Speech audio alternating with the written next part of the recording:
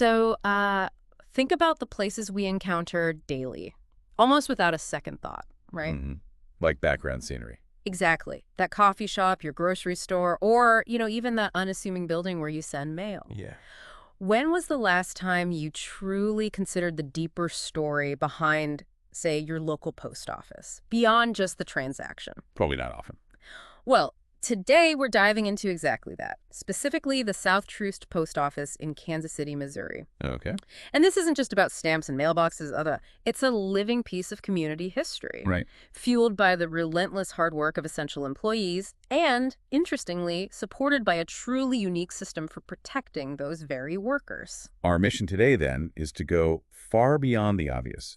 We're going to try and uncover the intricate ecosystem of this vital community hub, Okay. focusing on the interconnected roles of the different postal crafts. You've got the dedicated letter carriers, the meticulous clerks, and the critical mail handlers. And how they all fit together. Exactly. What's fascinating is how their interdependence creates this unique kind of resilience, making the entire network function, well, hopefully seamlessly. And what's striking, I think, is how deeply embedded this single post office is in the broader historical fabric of Kansas City. Absolutely. The building itself, it reflects a specific post-World War II architectural style, a practical design born of a different era. Very functional. But its location, right on Troost Avenue, connects it to a historically profound cultural dividing line in the city. A really significant location. And here's the surprising little nugget. It's Right. just a stone's throw from where Fairyland Park, that legendary, long-gone amusement park, once buzzed with activity. Wow. Fairyland Park. Yeah. That's a deep cut for KC history. Right. It drew crowds from all over. And this deep dive, it really spotlights the human element behind this essential service. The physical demands of postal work are immense. I mean, really immense, often leading to injuries. Yeah, I can imagine. Which brings us to a crucial support system for those injured employees. No. A specialized medical clinic, Restore Muscle and Joint. Okay. Their expertise goes beyond just physical therapy. They're instrumental in navigating the complex federal workers' compensation or OWCP claims process. That OWCP process, yeah. What this tells us is, well, the inherent physical toll of this essential work and the systemic need for dedicated external support to keep these vital federal employees on their feet. And to tie it all together, we've got this powerful personal connection that began right here at the 7420 Troost facility. Oh, interesting. We'll follow the story of a former South Troost letter carrier who, after experiencing the challenges firsthand, became a prominent union leader and then an advocate for injured postal workers. Right. Creating this legacy of service and solidarity. Boats with roots right there. Exactly. So, get ready. We're setting the stage for a deep dive that uncovers the layers of history, dedicated service, and profoundly human stories that make the South Troost Post Office much, much more than just a place to send mail. Let's do it. Okay, let's unpack this by first looking at the different roles, the different people that keep a post office like South Troost running. Right. The different crafts. You've got these distinct groups, each with their own crucial responsibilities, all working towards that common goal, getting your mail to you. Yeah. First up, the letter carriers. Beyond the stereotype of just, delivering mail, what's a unique challenge or skill that a South Troost carrier develops on their route? Well, the letter carriers, they're represented by their union, the NALC, National Association of Letter Carriers. They are truly the front line. The face of the post office, really? Absolutely. At South Troost, these city carriers start their day by meticulously sorting mail and parcels for their specific routes. It's a process called casing. Casing. Then they load their vehicles and head out, rain or shine, often walking miles, carrying heavy loads. Must be physically demanding. Extremely. Their critical role isn't just delivering. It's about being the constant visible connection between every single address in the postal network, 6 days a week. Wow. And what's often overlooked is their hyper-local knowledge. They're not just delivering mail, they're navigating neighborhoods, knowing who's home, who's not, maybe even serving as informal eyes and ears for the community sometimes. That attention to detail, that local knowledge, that's fascinating. But for their work to even begin, there's an equally vital internal team, right? Tirelessly preparing the mail. Absolutely. This brings us to the clerks. They're the ones we usually see when we walk inside, but they do so much more than just man the counter. Oh, definitely.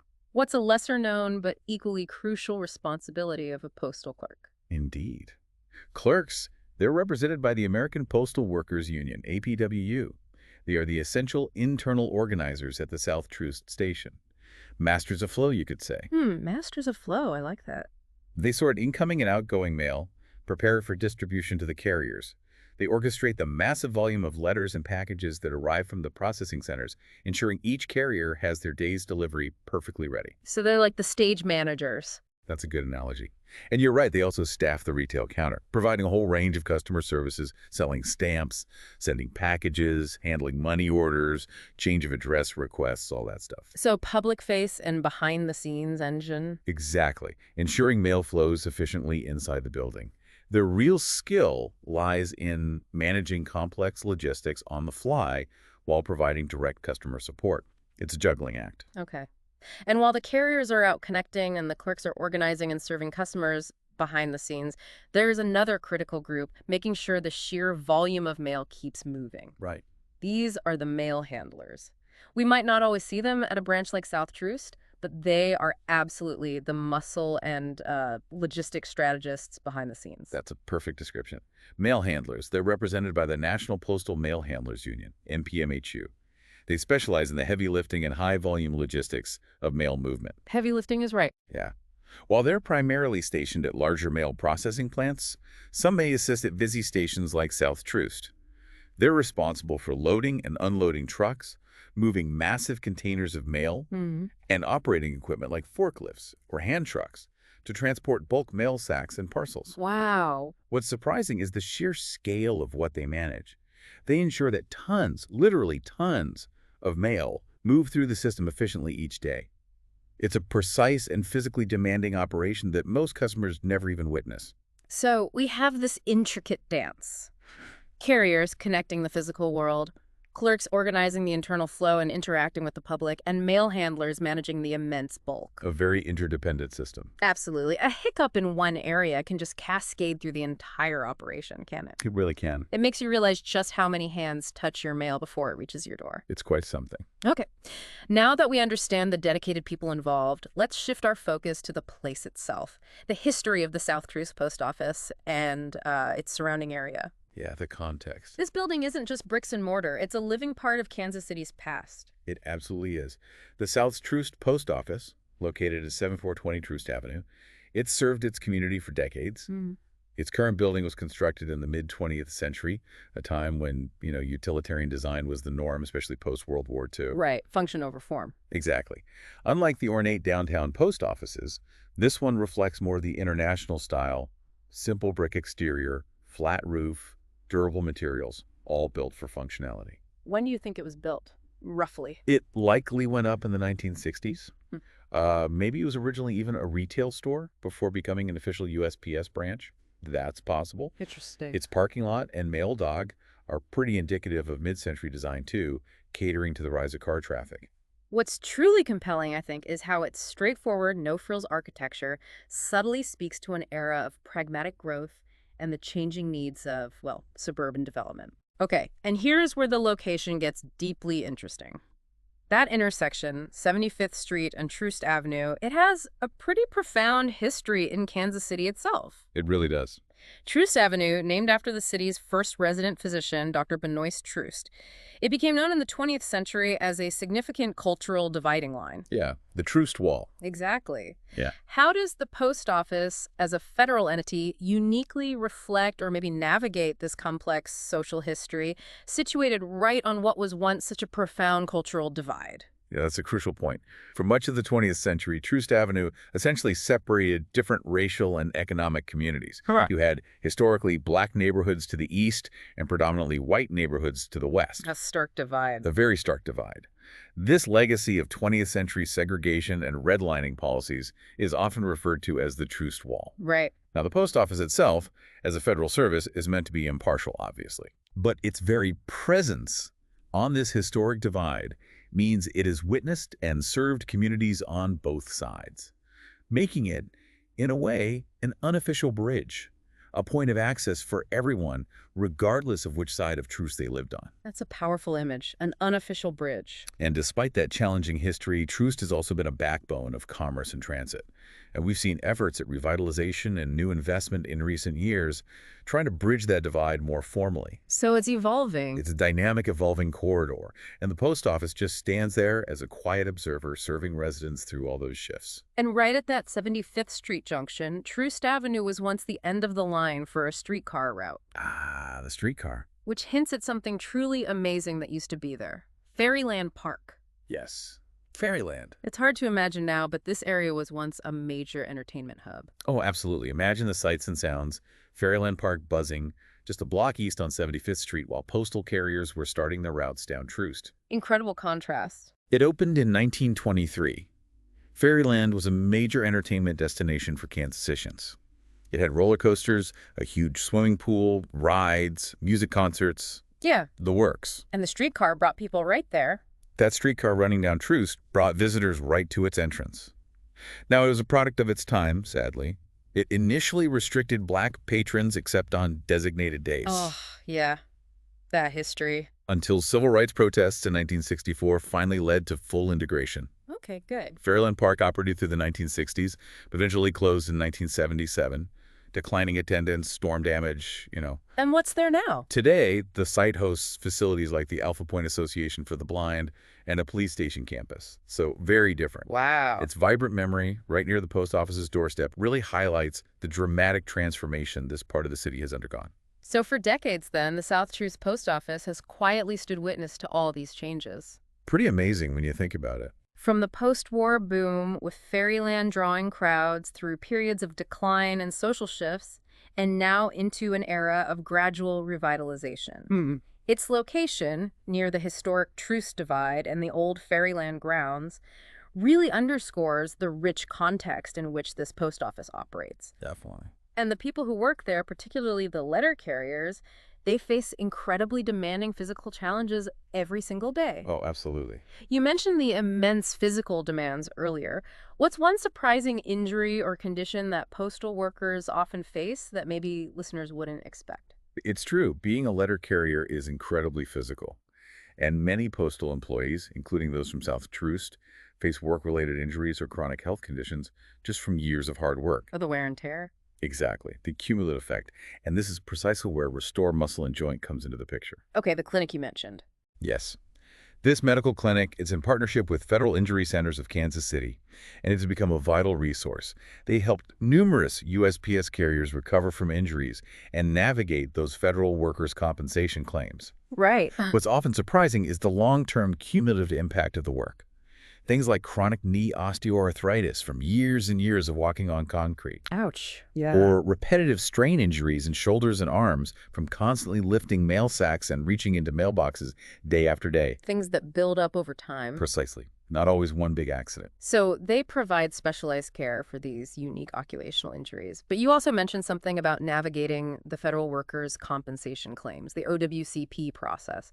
That sounds like a whole different beast. It really is. What does the very existence of clinics like this, clinics specializing in this, tell us about the systemic need for external support for these federal employees? It's a critical question. The need for clinics like Restore Muscle and Joint, it highlights a significant challenge for injured federal employees, including USPS workers.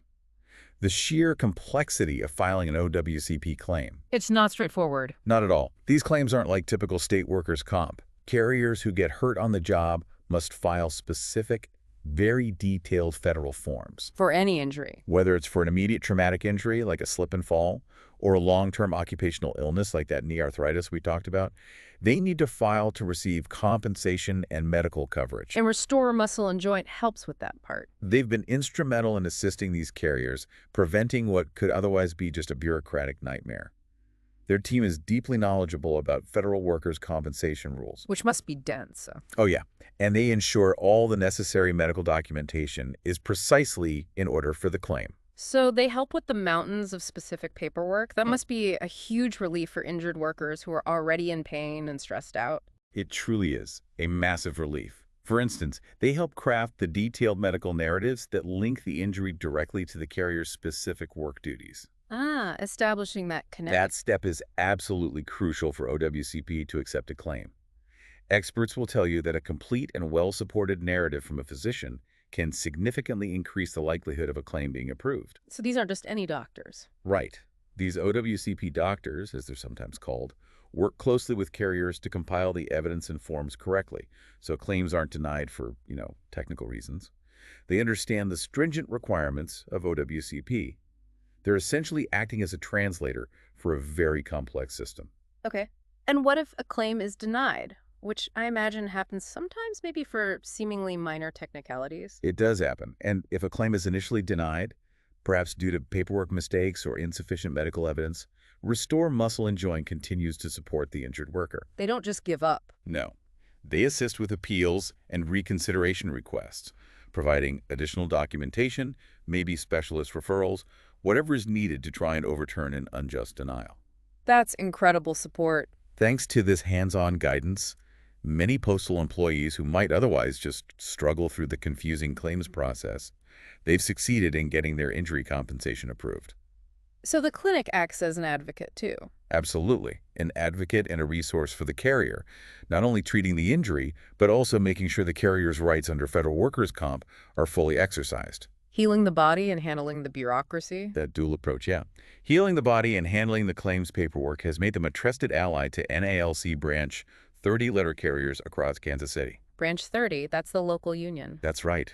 It really speaks to the hidden complexities and the need for specialized help when an essential worker gets injured on the job. It sounds like a complete game changer for these employees, preventing them from feeling lost in some bureaucratic maze, especially when they're already dealing with physical pain. And so many probably don't even realize conditions like chronic back pain or joint degeneration from years of service can be covered as an occupational illness. That's a big part of it, awareness. So by raising awareness and providing that personalized assistance, they've helped countless South Troost carriers get their injuries accepted. Made a real difference. Okay, now let's tie all of this together with the very personal connection that brings us, well, full circle.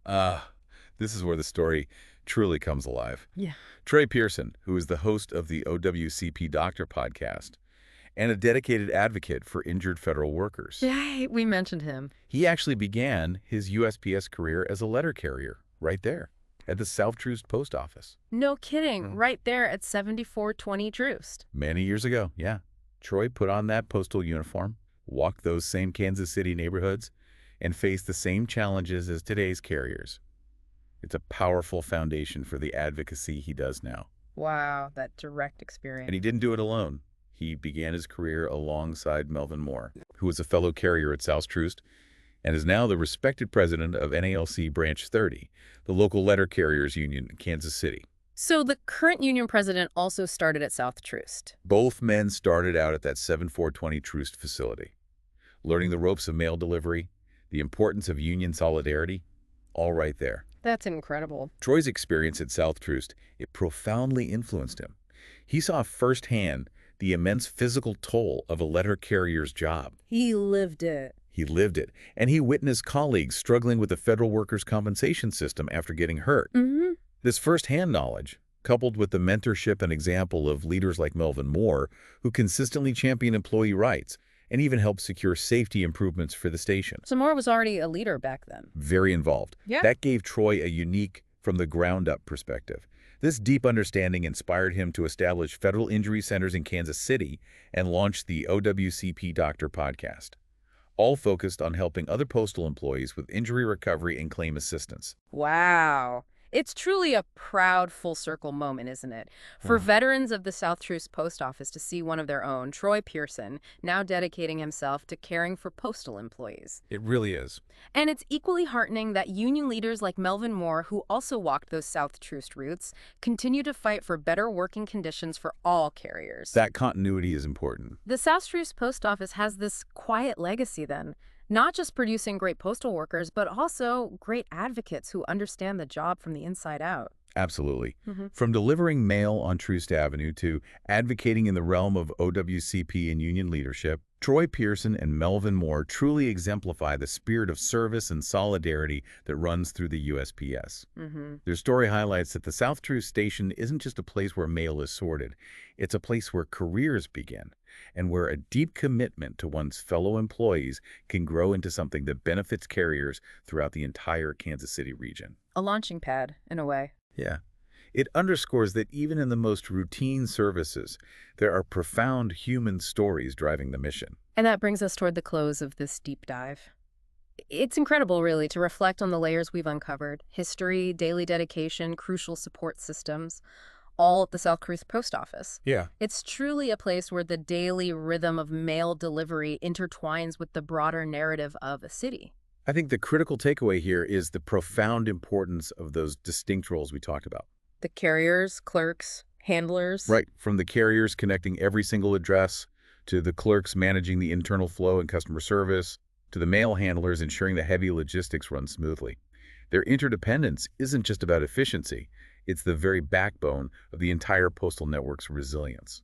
And we touched upon those unexpected historical threads, too. Mm. The utilitarian architecture reflecting a post-war era, Troost Avenue's complex and evolving legacy as a cultural dividing line. Still relevant today. And the vibrant memory of Fairyland Park that once bustled right near the post office's doorstep, all quietly woven into the fabric of this one building. We also underscore the critical support for injured carriers provided by Restore Muscle and Joint. Yeah, that was eye-opening. Their expertise in both physical therapy and navigating those complicated OWCP claims.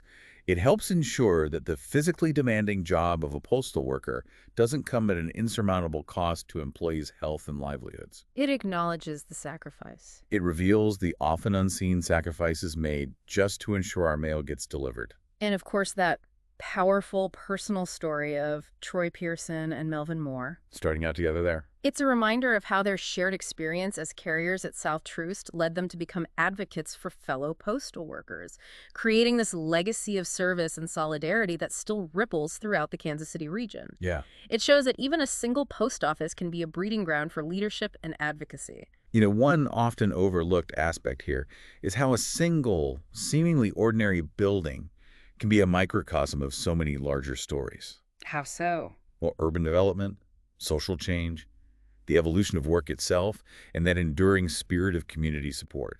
It's a testament to the hidden complexities within the familiar. Absolutely. So maybe next time you see a postal vehicle or walk past your local post office, consider this. What deeper, untold stories might it be quietly holding?